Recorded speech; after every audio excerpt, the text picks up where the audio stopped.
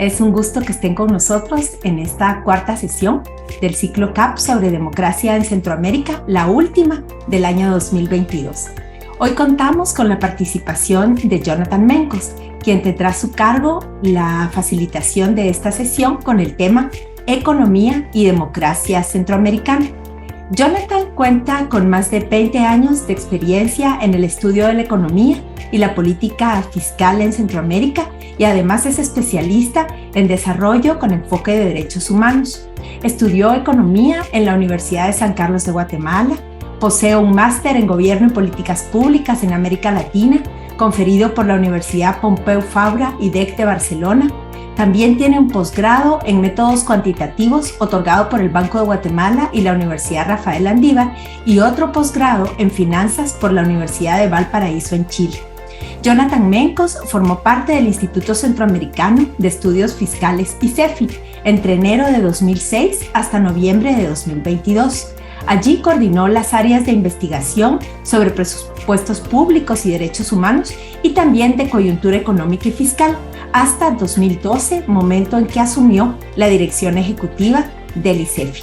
Ha sido consultor de las divisiones de Desarrollo Social y Desarrollo Económico de la CEPAL y catedrático en la Facultad de Ciencias Económicas y Empresariales de la Universidad Rafael Landívar en Guatemala y de la Escuela de Economía de la Universidad de San Carlos. Es miembro del Consejo Asesor para el Compromiso con la Equidad, CEQ, y de la Alianza Latinoamericana de Estudios Críticos sobre el Desarrollo. También es columnista de opinión y analista económico. Así que Jonathan, muy buenos días. Muchísimas gracias por su disponibilidad para acompañarnos en esta sesión de trabajo de Ciclos CAP y gracias también por la exposición que va a compartirnos. Muchísimas gracias, Marielos, por la invitación y un gran gusto poder estar aquí con ustedes. Veo algunos nombres que me parecen conocidos y es de mucha alegría para mí porque he caminado Centroamérica en los últimos 17 años de mi vida, entonces pues me alegra mucho poder estar acá, poder platicar con ustedes y he preparado una presentación para ir desarrollando la conversación. El objetivo de esta presentación es que podamos ir revisando algunos elementos de la economía centroamericana, elementos que denotan el estilo de crecimiento económico en la región. Después vamos a hacer una revisión muy rápida de algunos términos vinculados a la democracia. Y finalmente, en la última parte de la presentación, vamos a intuir, después de haber visto los puntos 1 y 2, cómo es que hay algunas relaciones entre la democracia y la economía, que finalmente pues sabemos que muchas de las decisiones en materia económica son decisiones políticas, pero que también debemos comprender que la economía influye sobre el tipo de sociedad y de institucionalidad democrática que se puede construir en cualquier estado, incluyendo los centroamericanos. Bueno, sobre algunos indicadores económicos y sociales, pues yo preparé una serie de diapositivas en las que van a ver ustedes algunas gráficas, algunos datos, pero en realidad quería iniciar poniendo sobre la mesa estos 7 elementos que nos dan una idea del estilo de economía que tenemos en Centroamérica. Y en primer lugar, debemos reconocer que en Centroamérica los estados centroamericanos tienen economías duales. Esto lo que significa es que conviven dentro de la economía dos modelos de actividad económica, de crecimiento. Primero es muy notorio el modelo tradicional con fundamentos más hacia agroexportación. Es dentro de esta parte de la economía no hay mayores regulaciones ambientales, por ejemplo. Y también conviven actividades económicas mucho más modernas que apuntan hacia una economía de servicios. Si bien es cierto, como vamos a ver en los siguientes elementos, pues esta economía dual sí que comparte muchísimo de los problemas de desigualdades y de precarización de los trabajadores. El segundo elemento de la economía centroamericana es que son economías muy vulnerables, tanto vulnerables a choques económicos externos como al propio cambio climático. En el caso de los choques económicos externos, quizá ustedes que son periodistas y que están viendo cotidianamente lo que sucede en el ámbito político y económico, pues verán que recordarán que en el año 2020 fue un batacazo el cierre de las economías para contener la pandemia y ahí notamos un incremento de la pobreza, por ejemplo. Ahora en el año 2022 lo que encontramos es que el conflicto de Ucrania con Rusia está pegando, haciendo que se incremente, por ejemplo, la inflación de elementos tan básicos para la sociedad como pueden ser los alimentos. Muchos de los estados centroamericanos no tienen una soberanía alimentaria. Importamos incluso maíz, arroz, eh, verduras, elementos que son tan básicos para poder sacar adelante una sociedad. Y eso hace que la economía centroamericana sea sumamente vulnerable. Por supuesto, el cambio climático, muchas de las investigaciones nos recuerdan que los estados centroamericanos están entre los 20-25 naciones con mayor vulnerabilidad al cambio climático. Y habría que agregar que el modelo, el estilo de crecimiento económico es un estilo poco atractivo y salvo la inversión extranjera directa que llega en cantidades más o menos razonables, diríamos, a Costa Rica y Panamá, en el resto de países el estilo de crecimiento económico no da para que las economías sean atractivas.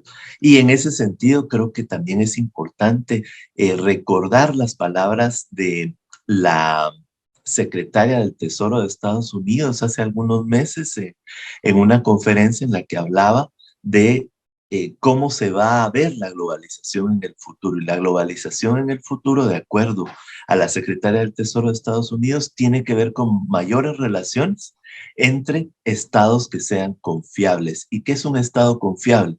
No es un estado que paga, en donde las empresas pagan pocos impuestos, no es un estado en el que los salarios son bajos. Un estado confiable es un estado que respeta las bases de la institucionalidad democrática.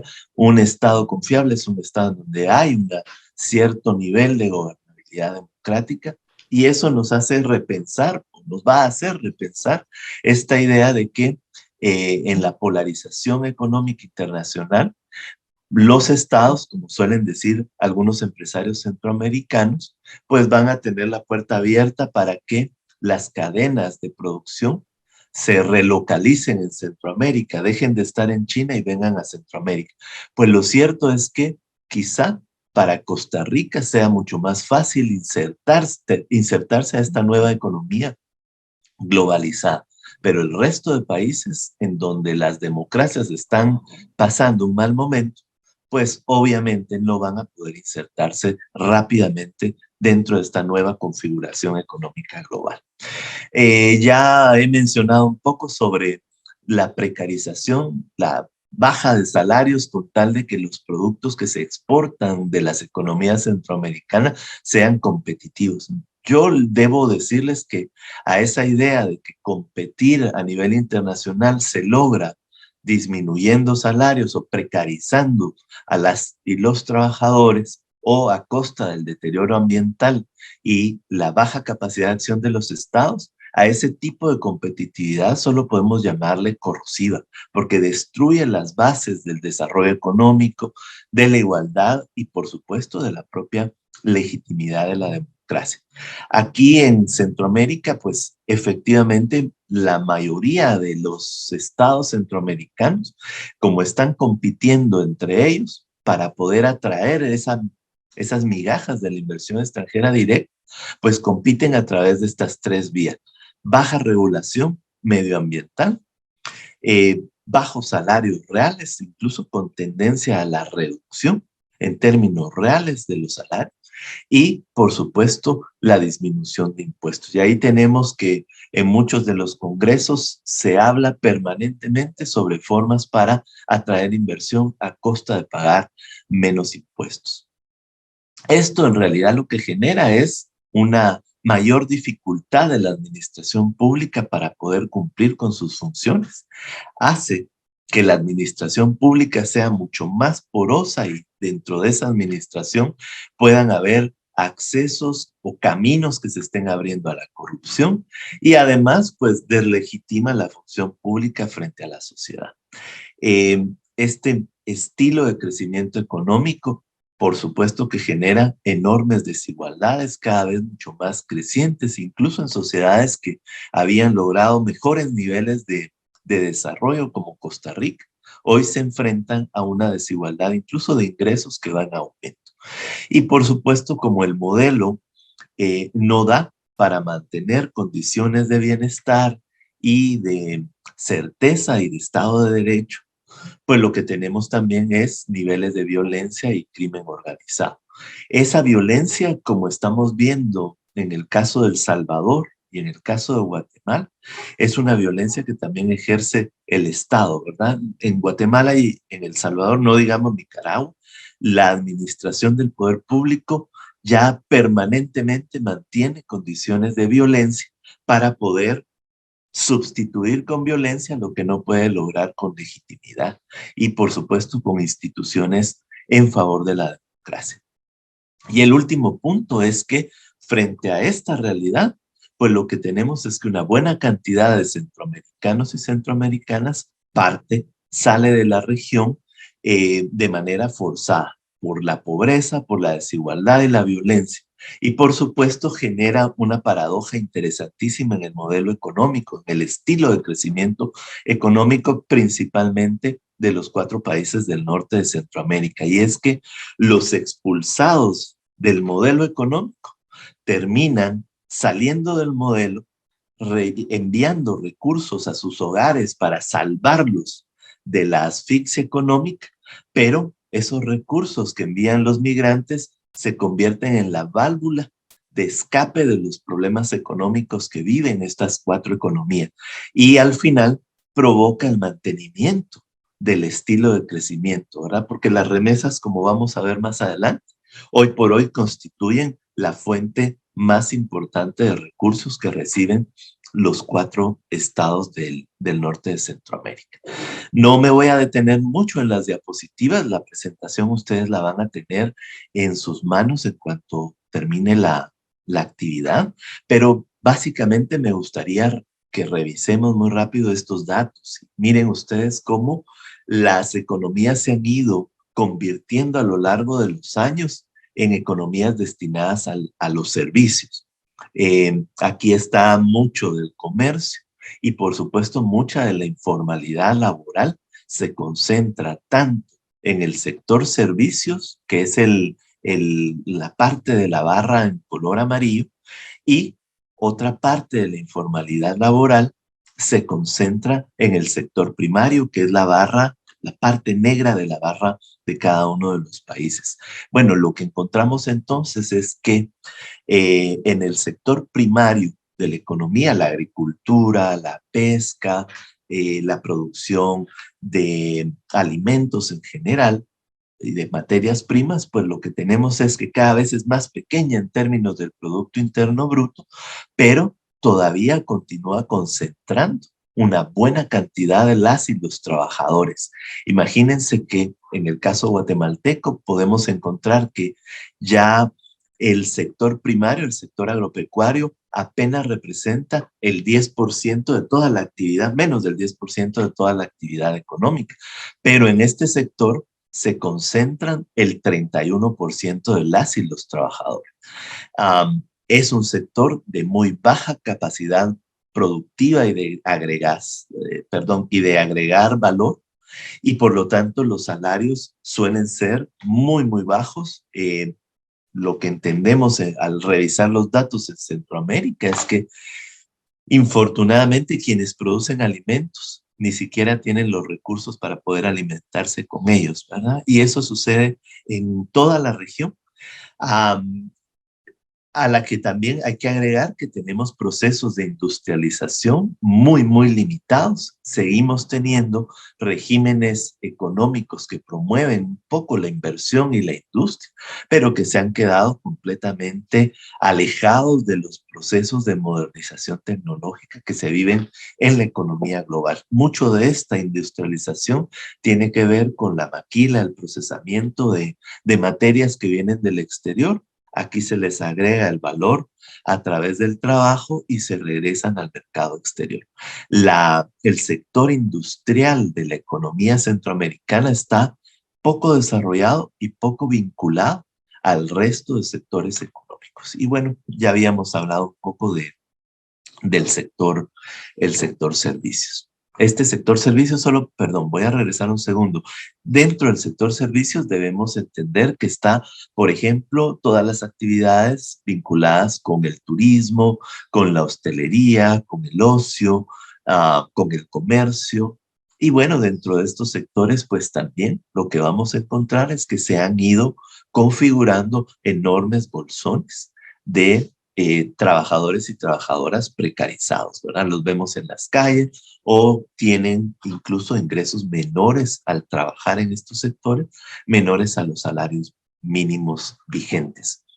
Eh, Aun cuando el sector primario, que es donde se extraen los recursos de la naturaleza para la producción, para la explotación de minerales, de agua, por ejemplo, aun cuando es muy poco en términos de su aporte a la actividad económica, pues lo cierto es que Centroamérica lleva un camino muy poco halagüeño en términos de su ambiente natural. Y hay una pérdida de cobertura forestal como un indicador básico del problema ambiental que vive la región.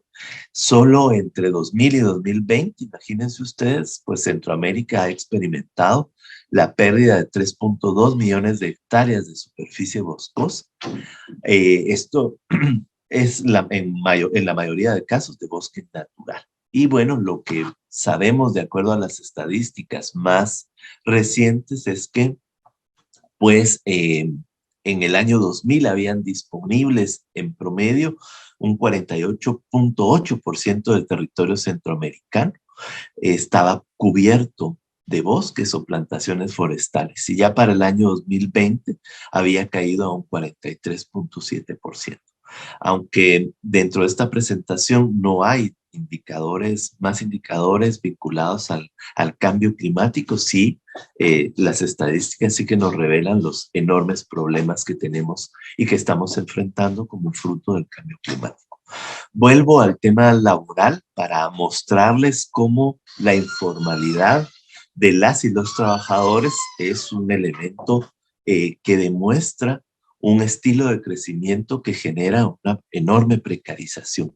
Y esta gráfica lo que nos dice es cuánto de los trabajadores centroamericanos en cada uno de las diferentes economías cuenta o no cuenta con un contrato laboral que le permite además garantizar las prestaciones laborales. Esto es a lo que nos referimos en cuanto a la informalidad legal. Pues vean ustedes que en países como Honduras y Guatemala la informalidad está entre el 80 y el 90%, o sea que 9 de cada 10 trabajadores laboran sin tener un contrato de trabajo, sin prestaciones y probablemente sin acceso a la seguridad social. En el caso de El Salvador, baja y queda en torno al 70%, lo cual también es una señal de un mercado laboral muy, muy precario.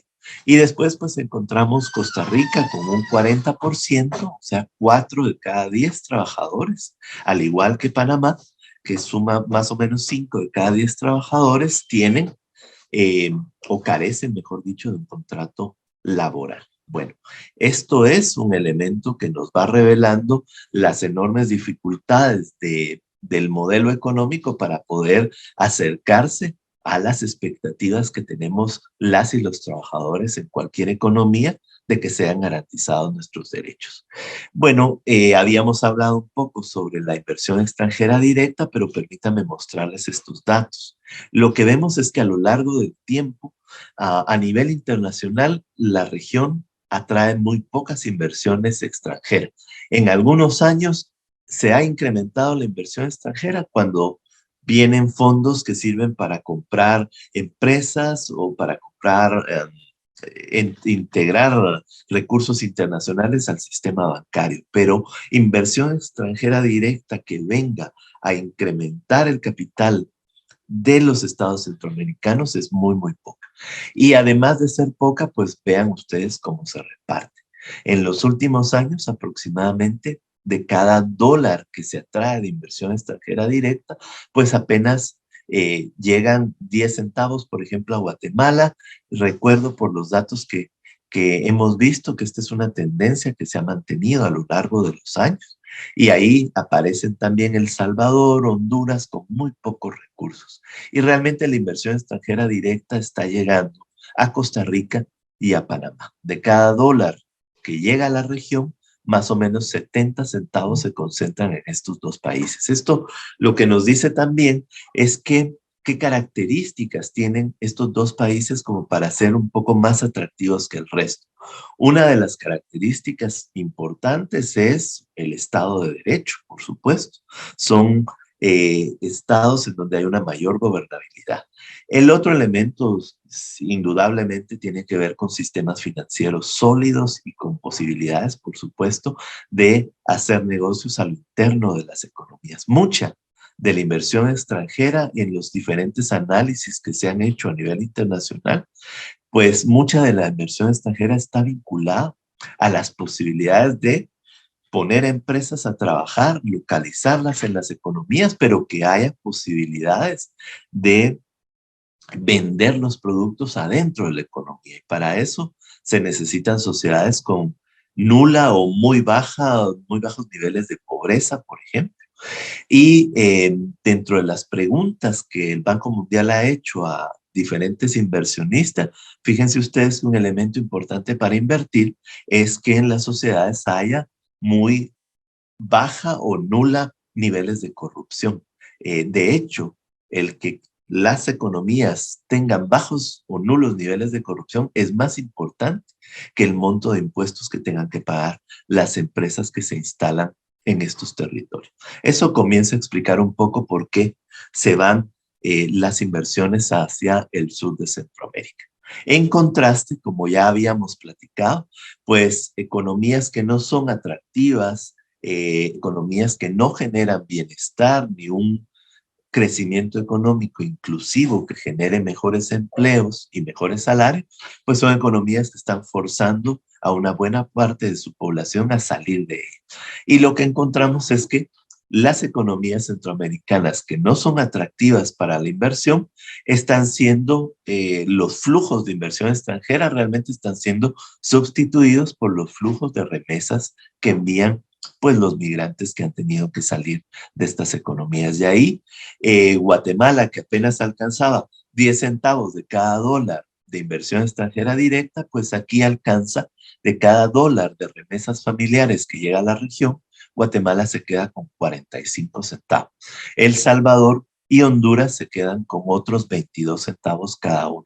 Y por supuesto, en algunos países, por cada dólar de inversión extranjera que llega, solemos tener más o menos 8 a 10 dólares que se atraen como resultado de remesas familiares, ¿verdad? Por eso, aunque suena muy cínico, no es extraño que los ministros de Economía, que los presidentes de bancos centrales estén tan pendientes en Guatemala, en Honduras, en El Salvador, de cómo va el desempeño de remesas familiares, porque en realidad, aunque en el discurso político se habla de contener la migración, en realidad en la práctica lo que notamos es que todas las condiciones están dadas para que se generen las necesidades de migrar como un elemento que permite el mantenimiento de los estilos de crecimiento en los 4 países del norte de Centroamérica. Bueno, otro elemento que nos revela la crisis, digamos, de bienestar que padece la región centroamericana es cuáles fueron los resultados, por ejemplo, en términos de incremento de pobres y de personas vulnerables en Centroamérica a partir de la crisis del año 2020. Y lo que notamos es que, pues obviamente, no solo son Guatemala, Honduras, El Salvador y Nicaragua los países en donde permanentemente están la mayoría de los pobres y los extremadamente pobres centroamericanos, sino que al carecer de sistemas más maduros de protección y de asistencia social ante choques externos, como la crisis que vivimos en 2020, pues vamos a tener un incremento de la pobreza y una disminución de lo que el Banco Mundial llama la clase media, ¿verdad? Que son las personas que registran ingresos entre 13 y $70 diarios. Bueno, esto también es una señal del enorme problema que tiene la economía al vincularse de una forma tan mal con principios o bases de protección y de asistencia social. Ya vamos llegando a la última parte de este primer componente y no podríamos hablar del estilo de crecimiento económico y de las variables que impulsan el bienestar social sin pasar por la política fiscal. Y como ustedes saben muy bien, pues los países de Centroamérica tienen de las políticas fiscales más débiles que puedan haber en el mundo. Si bien es cierto, hay países en donde todavía estos datos son mucho más dramáticos, como podemos observarlo aquí en el caso de Panamá y Guatemala, países que en el caso de Guatemala, más o menos el 95% de los ingresos con los que cuenta el Estado guatemalteco proviene de la recaudación de impuestos, en contraste con Panamá, en donde adicional a la recaudación de impuestos, el Estado cuenta con otros 3 o 4 puntos del Producto Interno Bruto que provienen de los ingresos del Canal de Panamá. El resto de países, muy similar a lo que sucede en Guatemala, ¿verdad? La mayor parte de los recursos con los que cuenta para poder promover bienes y servicios públicos son los impuestos. Y ahí estamos bastante cortos. Por ejemplo, si lo hacemos, si revisamos la recaudación de impuestos con respecto al promedio de recaudación en América Latina, vamos a notar que está más o menos el promedio de la región, que es en torno al 15% del PIB, está lejos del 23-24% que representa la recaudación en América Latina. No digamos el promedio de los países más desarrollados, en donde la recaudación está en torno al 30-32% del Producto Interno Bruto. Entonces, bueno, tenemos recursos para financiar una bicicleta, aunque quisiéramos vivir habiendo adquirido, no sé, un vehículo híbrido, un vehículo eléctrico, ¿verdad? Si pudiéramos comparar a los estados centroamericanos con esto.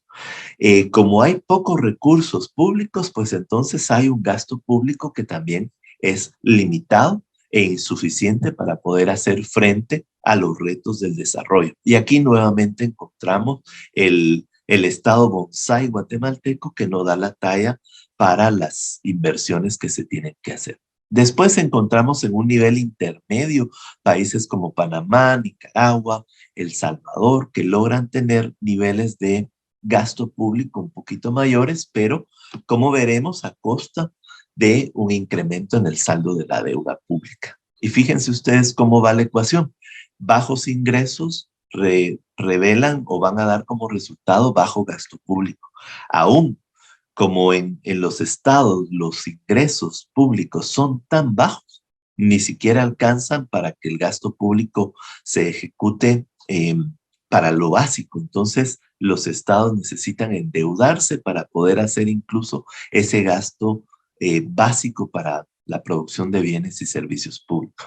¿Qué se hace entonces? Pues los estados van recurriendo a el endeudamiento público. También hay que decir que los estados centroamericanos, cuando hacemos algunas inferencias sobre la moral tributaria, lo que encontramos es que muy pocos ciudadanos están dispuestos a pagar más impuestos. Y esto obviamente porque se tiene una poca confianza sobre si se están utilizando de la manera más óptima estos recursos. Pero lo otro es que vivimos permanentemente enfrentados a un relato hegemónico que es muy contrario al pago de impuestos. Y aquí las élites sí que tienen mucho que ver con la construcción de esta idea de que a los estados no hay que darles mayores impuestos, sino más bien que cada quien se salve como pueda.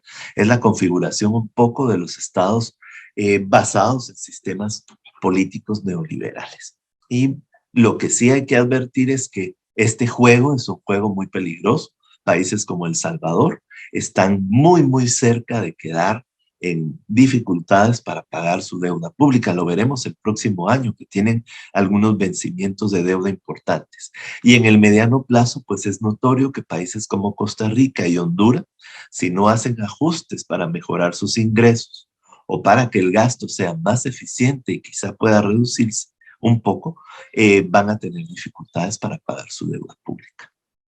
Aquí viene el último punto del ámbito fiscal, que tiene que ver con los índices de percepción de la corrupción. En general, salvo Costa Rica y en la última medición, Panamá, en todos los países hay una percepción de que pues hay altos niveles de corrupción.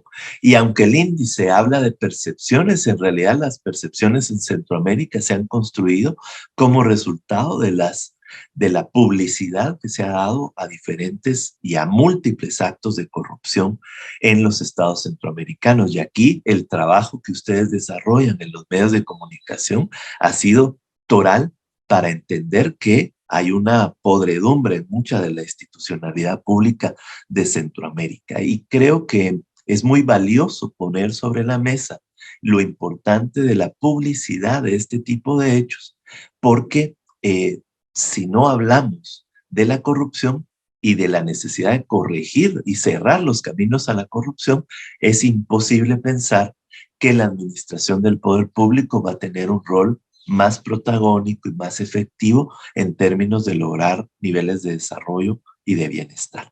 Eh, bueno, hay casos muy paradigmáticos, quizá de algunas investigaciones en las que participé en el ICEFI, pues lo que encontramos es que cuando se investigaba sobre la corrupción en El Salvador, era notorio que la corrupción, por lo menos hasta el año 2015, 2016, que hicimos la investigación, se concentraba en el ámbito de los gobiernos locales, principalmente en mucha de la construcción que se hacía a nivel municipal. Por cierto, que ahí nos decían en las diferentes entrevistas que las mañas de la corrupción en este ámbito fueron trasladadas por empresarios de la construcción guatemaltecos que llegaron a hacer negocios a El Salvador.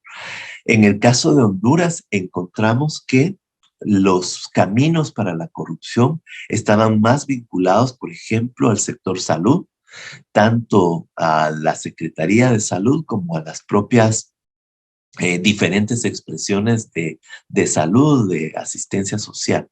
Y encontrábamos un importante rol de la corrupción en los espacios del gobierno central. Y en el caso guatemalteco, la investigación lo que nos decía es que la corrupción estaba en toda la institucionalidad pública, ¿verdad? En el organismo judicial, en las secretarías de Estado, en los gobiernos municipales, en el Ejecutivo, en el Congreso. Bueno, muy lamentable. Poco sabríamos de estos temas si no fuera porque ustedes, junto a otros periodistas, hacen el esfuerzo de poner estos temas sobre la mesa.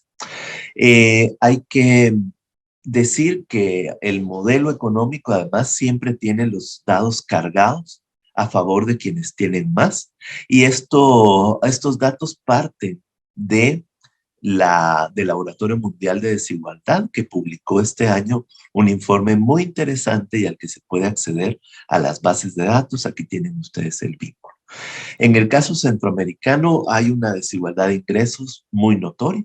Imagínense ustedes que el 10% de la población más rica de Centroamérica se queda anualmente con el 52% del ingreso.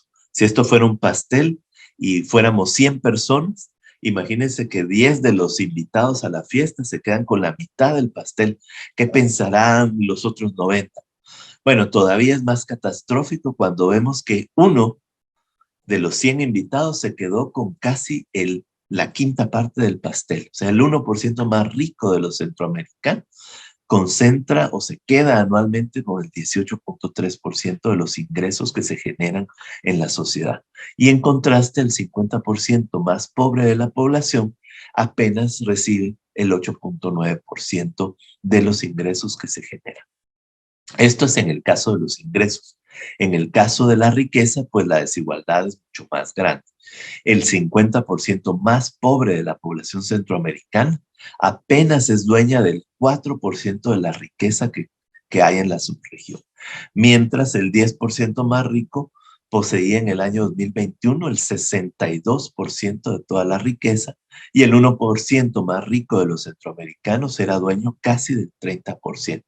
Cuando hablamos de riqueza, estamos hablando de recursos naturales, de medios de producción, de medios de comercialización, de medios de comunicación, de ahorros, que al final nos dan una idea de quién tiene poder político en estos países.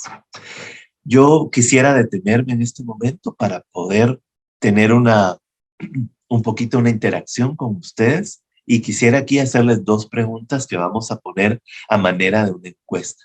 Y quisiera preguntar, dentro de su experiencia, de lo que ustedes han visto, cuáles son los principales problemas políticos, sociales y económicos que viven en su país.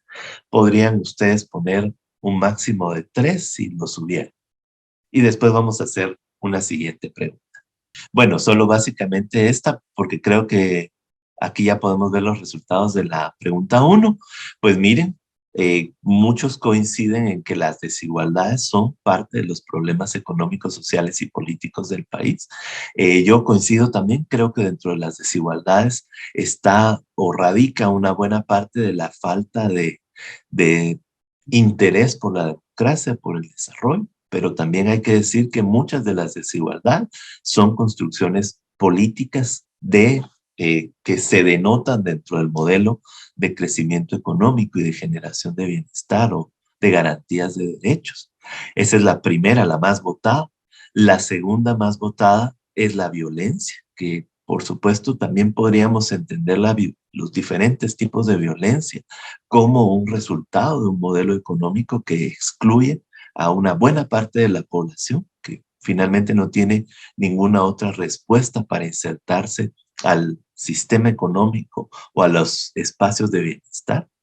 En tercer lugar está la falta de empleo y pues otros en un cuarto puesto. Hagamos la segunda pregunta, por favor. Esta es si ustedes tienen conocidos o familiares que hayan migrado y cuéntenos el motivo principal por el que ustedes consideran que se fueron. Pues la mayoría de nosotros seguramente tenemos familiares que migraron y yo, por lo menos mis tíos, a los primeros migrantes que recuerdo en la familia datan de los años 60, finales de los años 60, inicios de los años 70, y se fueron por razones económicas y también un poco por la persecución política.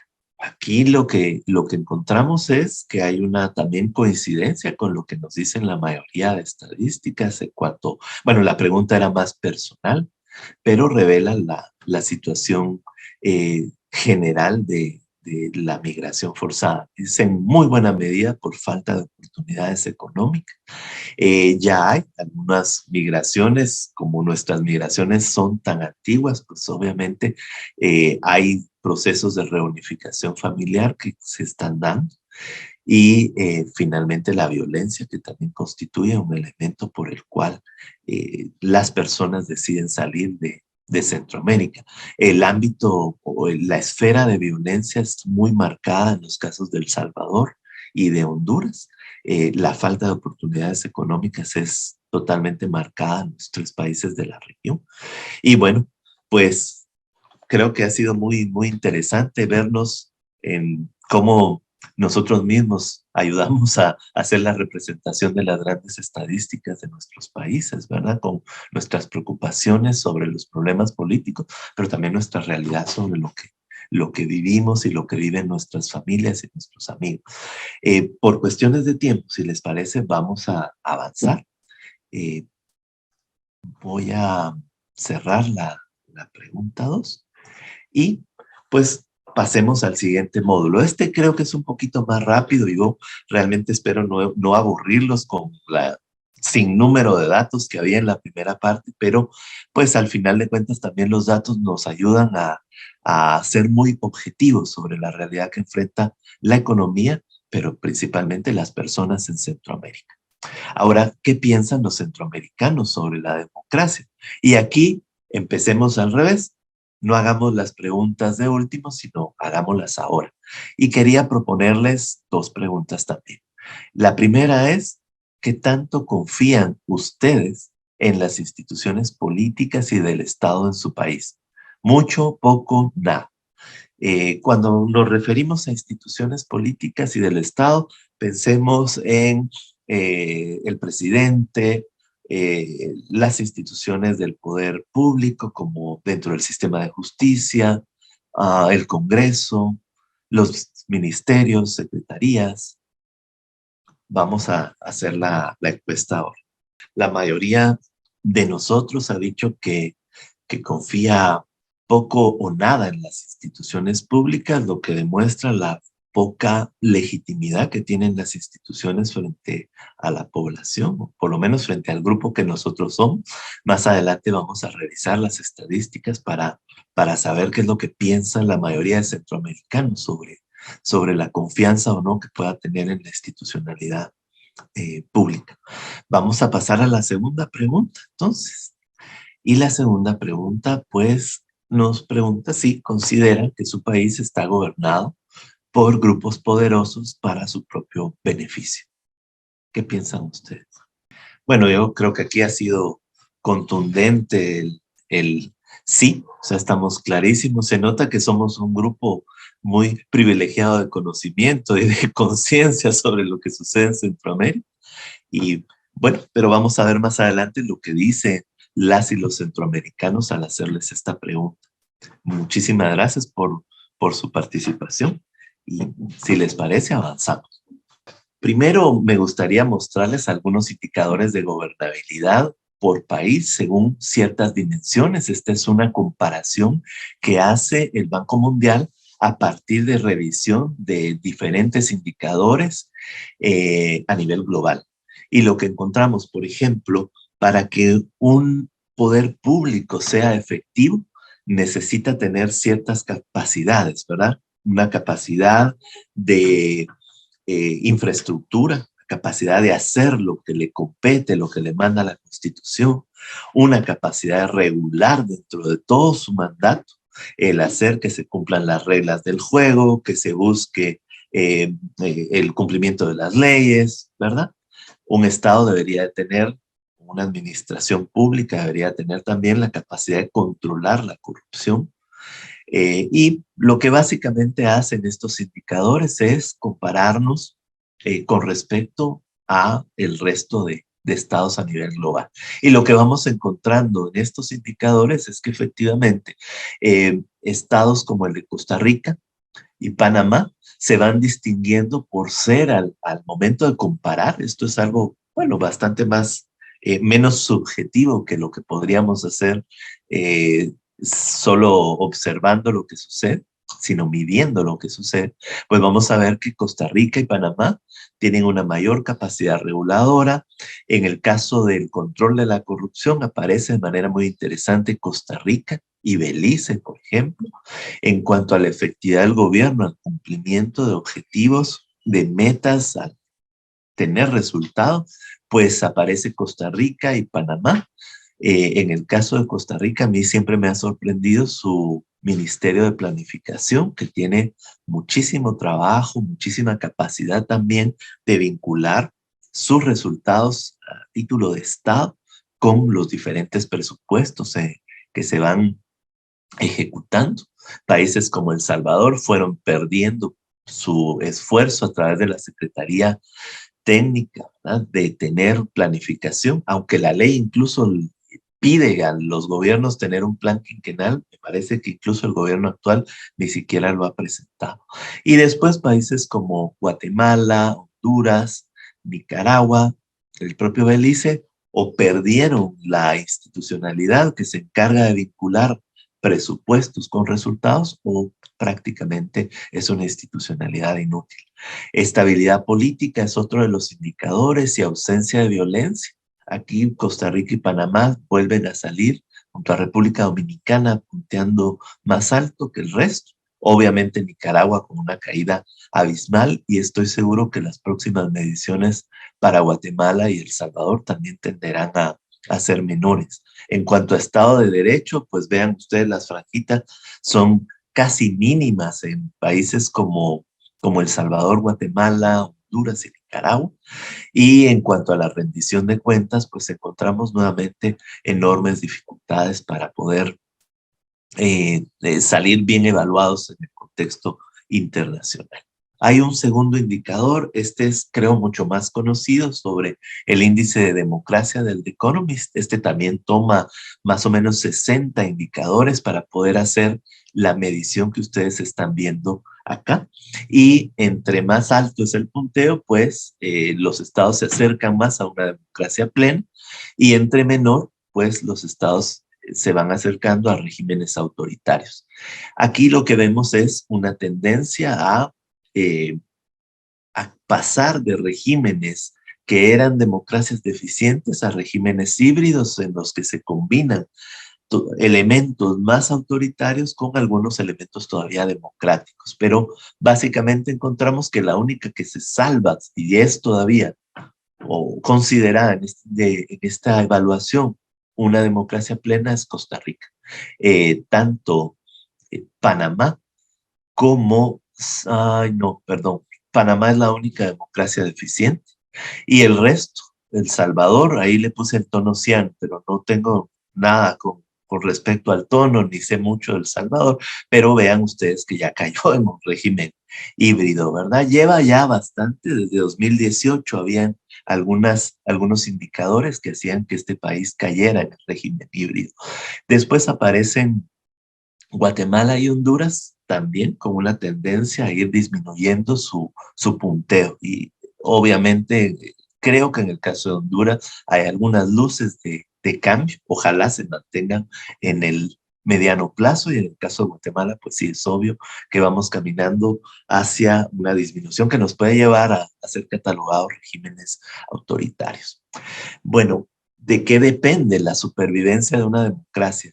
Y antes, como queremos vincular el elemento económico con la posibilidad de supervivencia de una democracia o de garantía de una democracia, pues debemos partir primero por preguntarnos qué es lo que hace que una democracia sobreviva a los diferentes choques a los que se va a ver enfrentada.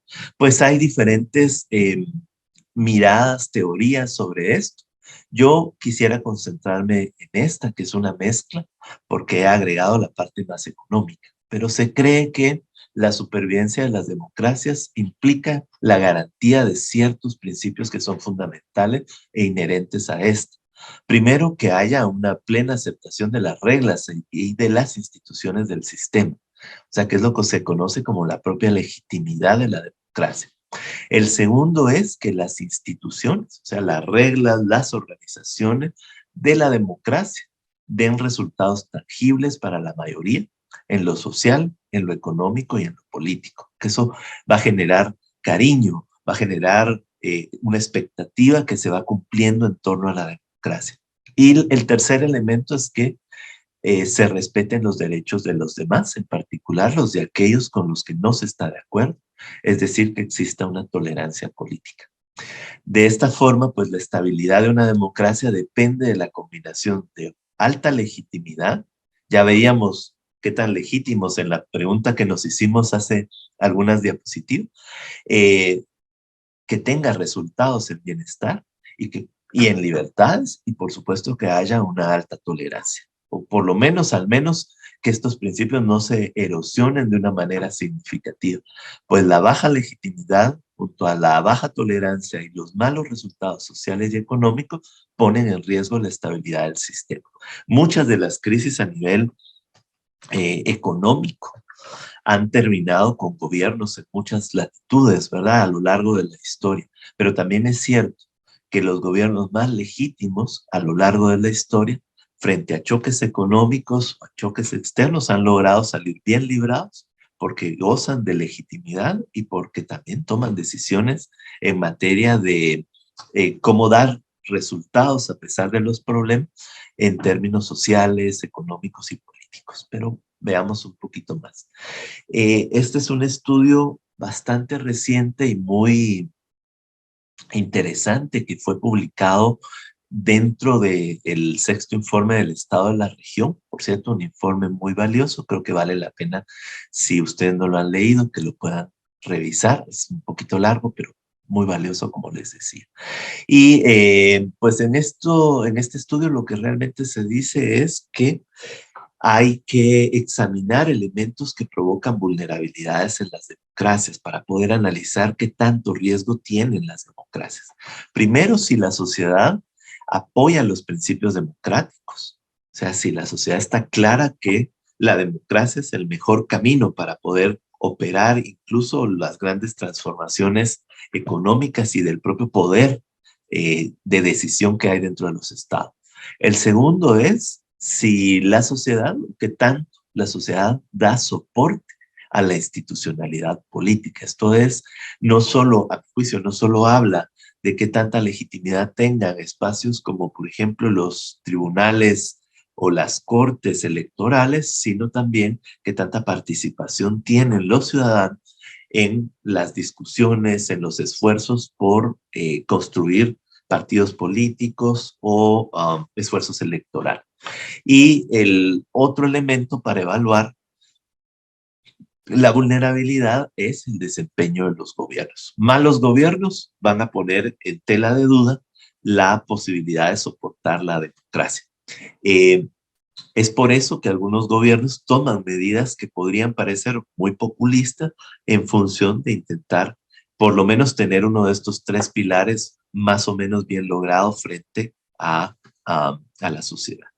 Ahora, cuando en una sociedad hay un alto porcentaje de población que muestra actitudes antidemocráticas o, como dice el estudio, es desleal frente a las instituciones democráticas y además está frustrada por el desempeño económico de un gobierno, es posible catalogar a dichos ciudadanos como triplemente insatisfechos. Y creo que en buena medida mucho de lo que está sucediendo en Centroamérica tiene que ver con una suma de insatisfacciones estructurales, ¿verdad? Y que creo que los acuerdos de paz también dieron una idea de que podíamos avanzar en un camino hacia un mayor bienestar, un mejor crecimiento económico, una mayor democracia, una mayor posibilidad de que quienes gobernaran no gobernaran para el beneficio de unos pocos. Y al cabo de los años vemos que esto no se está cumpliendo y no se ha cumplido.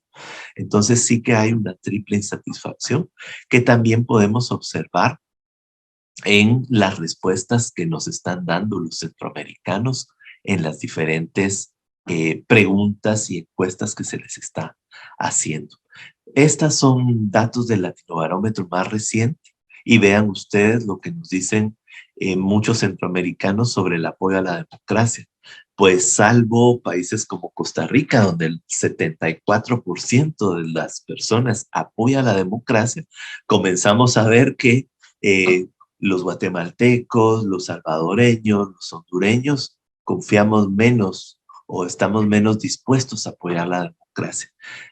Gobiernos autoritarios más o menos lo apoya un 17, 18% en el caso de El Salvador y Guatemala. Bajaba en Honduras, en Panamá, en Costa Rica. Y el mayor reto que creo que tienen las democracias en este momento es esa población a la que le da exactamente lo mismo si hay un gobierno autoritario o si hay un gobierno demócrata. Vamos a ver otras respuestas, por ejemplo, la opinión sobre las garantías como la justa distribución de la riqueza. Vean ustedes, esto puede ser parte de lo que hablábamos de las insatisfacciones, ¿verdad? ¿Cuántas personas creen que está completamente garantizada la distribución de la riqueza?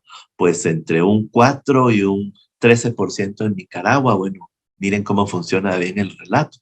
Después hay un 16% que cree que está algo garantizado, pero los grandes insatisfechos, que suman cerca del 80% de los centroamericanos, dicen que están poco o nada garantizada la distribución de la riqueza. ¿Y cómo va a pensar un centroamericano que está garantizada la distribución de la riqueza cuando probablemente sea uno de los centroamericanos que vive en condiciones de pobreza, que más o menos está en torno al 60% de la población? La opinión sobre la igualdad de oportunidades vuelve a aparecer aquí, que están completamente garantizadas o algo garantizadas alrededor del 40-45% de la población. El resto de los centroamericanos creen que están poco o nada garantizadas, incluso la igualdad de oportunidades. Sobre las garantías en términos de conseguir trabajo, aquí cae muchísimo y esto es una señal, por lo menos debería de alertarnos sobre la enorme insatisfacción de las y los centroamericanos con la imposibilidad de conseguir trabajo. Ni siquiera nos estamos adentrando en la pregunta de un trabajo con buen salario, solo el hecho de tener trabajo. Y aquí pues cae a menos entre 27%, 25% a un máximo de 38%. El resto de la población considera que está poco o nada garantizado la garantía de tener la oportunidad de conseguir un trabajo dentro de la sociedad. ¿Qué tanto le interesa a los centroamericanos la política? Pues vean ustedes que muy interesados, entre el 8 y el 12% de la población. Algo interesados entre el 10 y el 19% de la población. Y aquí volvemos a tener el problema con los que son un poco ambivalentes frente al contexto político y económico. Poco interesados o nada interesados, cerca del 65, 75, 80% de la población. Bueno, eso es un alto porcentaje de sociedad, de ciudadanos que no les interesa lo que pueda suceder en el ámbito de la política. La frecuencia con la que se habla de política con los amigos nuevamente queda muy reducida.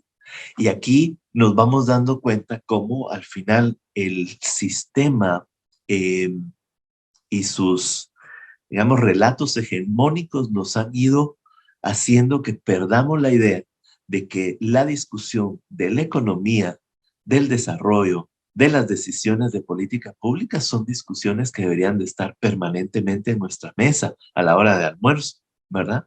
O cuando hablamos con la familia, con los amigos en la universidad, encontramos una sociedad completamente despolitizada en la que, bueno, probablemente ya ni siquiera se discuta el nivel de salarios o de ingresos que pueda tener una familia, ya no se discute tampoco la posibilidad de politizar el ámbito económico del Estado. Eso ya va generando enormes problemas y que dan cabida, por supuesto, a que aparezcan gobiernos poco democráticos. Miren este dato, ¿apoyaría usted a un gobierno militar en reemplazo del gobierno democrático si las cosas se pusieran muy difíciles? Pues en Costa Rica el 90% de los costarricenses dijeron que no, en El Salvador el 63%, bueno, Nicaragua 76%, igual que Panamá.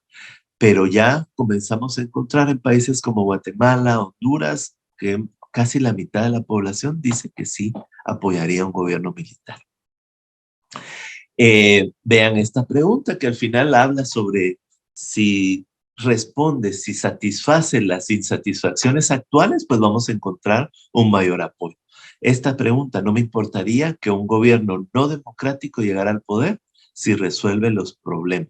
Pues vean ustedes que estarían de acuerdo en tono azul entre un 37 y un 58% de los centroamericanos.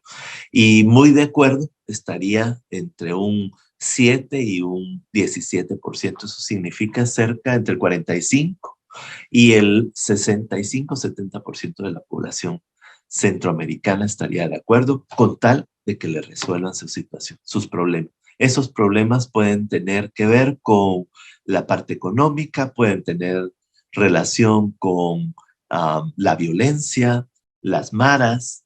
Por eso empezamos a entender cómo estados configurados para no funcionar de manera democrática van teniendo cabida, esfuerzos o miradas menos democráticas. Y ya para cerrar, que nos quedan algunos minutos que yo quisiera más bien aprovechar para que platiquemos, pues habría que entender que necesitamos construir razones más objetivas para apoyar la democracia. No podemos pedirle a las personas que apoyen la democracia como un acto de fe. Necesitamos generar vínculos entre la economía y la vida democrática que permitan pues eso, que las personas estén dispuestas a apoyar la democracia porque en democracia les ha ido mejor. Y en ese sentido yo diría que hay que partir de tres pilares fundamentales para tener esas razones objetivas.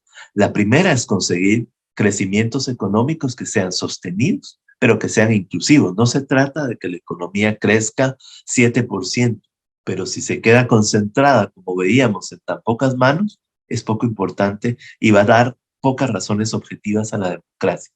Necesitamos hacer un crecimiento económico que genere suficientes empleos y mejora en los ingresos, en los salarios de las y los trabajadores. El otro elemento en el que la economía puede aportar, y aquí a partir de la política fiscal en buena medida, es en la construcción y en el sentido de la igualdad. Por ejemplo, la universalización de bienes y servicios públicos, la mejora de la calidad de los bienes y servicios públicos puede ir dando como resultado no solo que se eleve el bienestar social, sino que se creen condiciones de cohesión y, por supuesto, de paz social.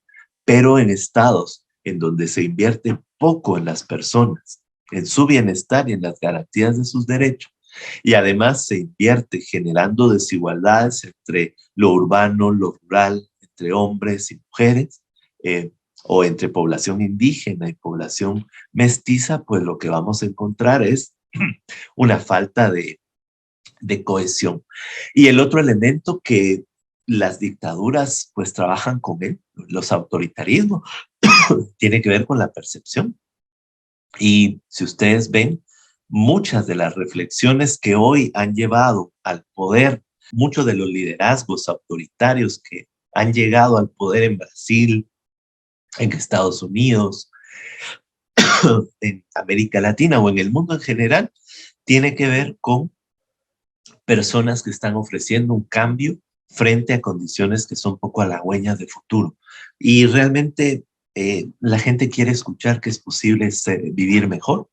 Y en muchas ocasiones el voto por Trump o el voto por los más conservadores o por la gente que habla en Europa en contra de la migración, es un voto que intenta construir una perspectiva optimista sobre el futuro. A veces esa perspectiva está construida en medio del odio a los migrantes, en medio de la necesidad de votar el modelo económico por completo o el sistema económico.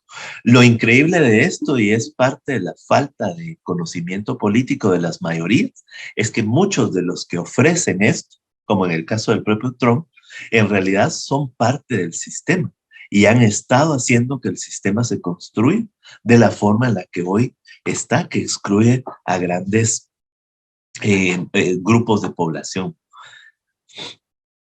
Aquí hay hay un estudio muy interesante de Acemoglu, no sé si ustedes lo conocen, estoy seguro que sí, es el que escribió ¿Por qué fracasan las naciones? Pues en el año 2014 hizo un estudio sobre la democracia y qué tanto la democracia promovía el crecimiento económico. Fíjense que no es nada raro que en condiciones de democracia haya un mayor crecimiento económico, y este estudio analiza 175 países con datos de los últimos 50 años, hace algunas revisiones sobre indicadores de democratización y concluye que en realidad las sociedades en donde se ha avanzado en materia democrática, pues terminan teniendo incrementos hasta del 20% en el ingreso per cápita. Los resultados también nos van advirtiendo en este estudio que la democracia aumenta el PIB de futuro porque al fomentar acuerdos, ¿verdad? Acuerdos sociales, también fomenta la inversión, aumenta las inversiones en educación y los resultados en educación, mejora la provisión de bienes públicos y, por supuesto, reduce el malestar social. No, o sea, si quienes nos gobiernan quisieran apuntar a una mejora del bienestar, pues tendrían que mejorar las condiciones de democracia que pueden haber. Pero sabemos que no quisiera decir que estamos pidiendo peras al olmo, pero en realidad sí nos toca reconocer que los estados centroamericanos han sido diseñados para otra cosa. Y aquí hay dos estudios que son valiosos. Uno, el de Aaron Schneider sobre construcción de Estado y regímenes fiscales, publicado en 2013, y un estudio de ICEFI sobre la política fiscal y la construcción a partir de las propias élites centroamericanas de 2015. Este segundo documento está disponible en el sitio del instituto. Bueno, básicamente lo que nos dicen estos estudios es que las élites centroamericanas y los pactos que han ido estableciendo a lo largo del tiempo llevan como objetivo principal favorecer sus intereses por encima de los intereses de la sociedad. O sea, se configura el Estado, la administración pública, la forma en la que se gestiona el poder para atender objetivos de grupos particulares, como también lo decía en la encuesta que revisamos anteriormente. Hay, a partir de esta configuración, un control político y económico, incluso sobre el nivel de ingresos tributarios, sobre a quién se debe cobrar impuestos, sobre los objetivos a perseguir con el gasto, la inversión o el endeudamiento público. Y aquí hay diferentes formas de ejercer ese control político. Puede ser a través de las cortes de constitucionalidad que votan intentos de reformas fiscales. Puede ser en los congresos y las asambleas cuando se consiguen mayorías a través de partidos políticos afines a la élite. Puede ser a través, por ejemplo, de boicots, de esfuerzos gubernamentales en torno a cambios en materia tributaria o en materia fiscal. También encontramos que la propia imposición de algunos gobiernos muy cercanos a las élites económicas van ayudando a seguir configurando la administración del poder público para que esté bien, para satisfacer los privilegios de unos cuantos. Por ejemplo, en muchos casos, los tratados de libre comercio que han sido negociados para quedar bien con ciertos sectores económicos, por lo regular muy pujantes, ¿verdad? Con capacidad de insertarse en ese tipo de discusión. Los límites que se han impuesto a la administración del poder público, pues reducen por completo la posibilidad de que a partir de acciones del poder público se promueva el crecimiento, el bienestar y por supuesto con esto afectamos la concreción de las razones más objetivas de apoyo a la democracia de las cuales hemos hablado. Por supuesto que este tipo de construcción de Estado genera fricciones y lo que estamos viendo es que en cualquier momento un outsider, se podría decir, o alguien que llega de afuera del sistema lo puede intentar votar y cambiar para imponer o para construir una nueva élite.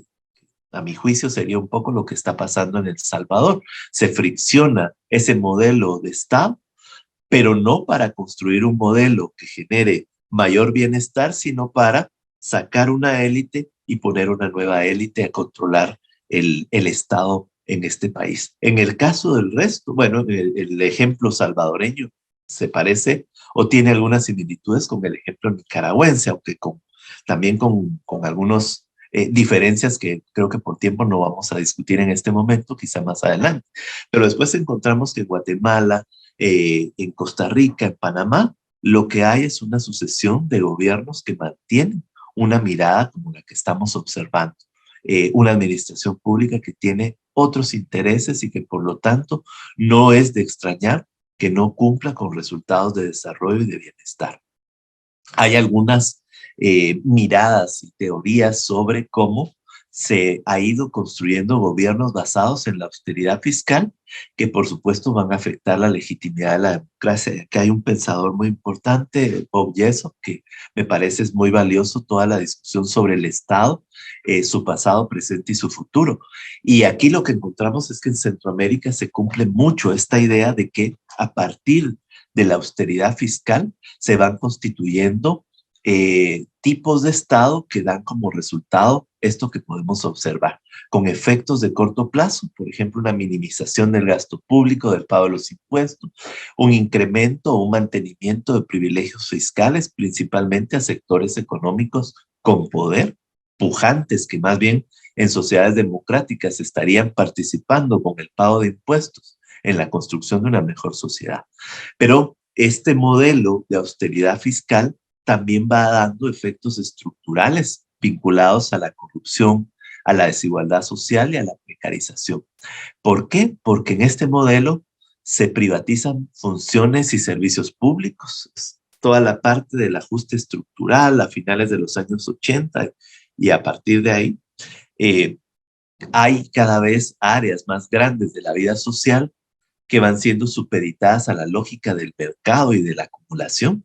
Por ejemplo, en el caso de la educación, la salud, la seguridad social, incluso la seguridad física, la propia justicia, comienzan a ser elementos a los que se puede acceder si uno tiene dinero. Por lo tanto, hay una mercantilización de la vida diaria, ¿verdad? Solo el que trabaja tiene derecho al bienestar. Es algo que nos repiten, la idea esta de no se puede dar el pescado, sino hay que enseñar a pescar, que se ha difundido tanto en Centroamérica y que afecta muchísimo las bases de la democracia, que al final también tienen que ver con la solidaridad y la responsabilidad en términos de cómo se financia el Estado. Dentro de esta mirada de austeridad fiscal, pues también vamos a encontrar cómo puestos de trabajo y salarios van disminuyendo mientras aumentan las utilidades. Hay una competitividad corrosiva, hay un aumento importante de la desigualdad social y, por supuesto, lo que cada vez es más obvio es que hay una infiltración empresarial en las decisiones públicas, que es el camino llano a diversas formas de corrupción.